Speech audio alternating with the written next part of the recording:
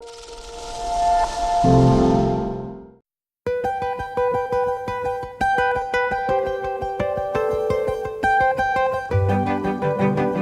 I'm going to be making potato gnocchi. They're so easy to make at home that I promise you, you won't regret the effort. So we're going to use Desiree potatoes. You need a potato for gnocchi that's not too waxy and not too floury. We're going to bake them on a bed of rock salt, which gives a better flavour than boiling and also keeps them a bit drier, which is really important for this recipe. Then we're going to mix them with plain flour, a couple of these lovely blue eggs. I chose them because they're beautiful, but you can use ordinary eggs. And then we're just going to season it with salt and a little bit of nutmeg. So you just need an ordinary baking dish, fill the bottom with rock salt, nice generous layer there just for the potatoes to sit on, which just helps soak up any moisture. Prick them all over so they don't explode in the oven. And bake them in the oven for around an hour, depending on the size of your potatoes. And then once they're cold enough to handle, just peel off the skins. Once you peeled the potatoes, you can rice them. I'm using a potato ricer, but you could also push the potatoes through a fine sieve instead. Sprinkle over the flour, maybe start with about 3/4 and then see how you get on, because if you add too much flour then you end up with quite heavy gnocchi. Salt and just a little bit of nutmeg.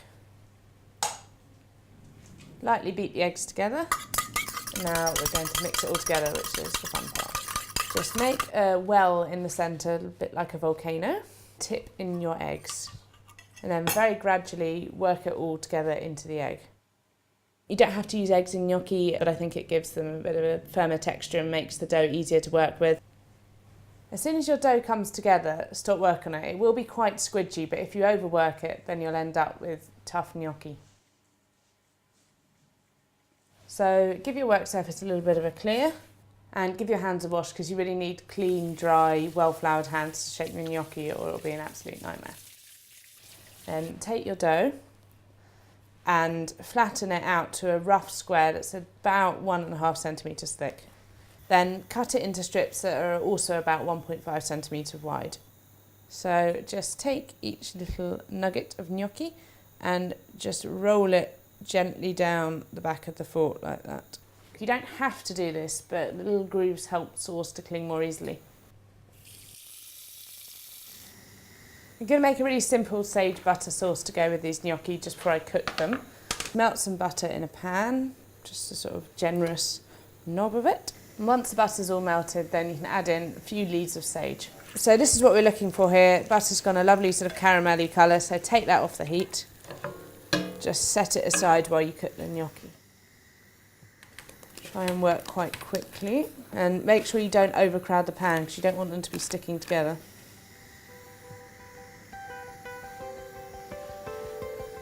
When they're nearly ready, they'll start to float to the top of the pan. Now, once most of them have started to float, count to 10 very slowly and then take them out with a slotted spoon.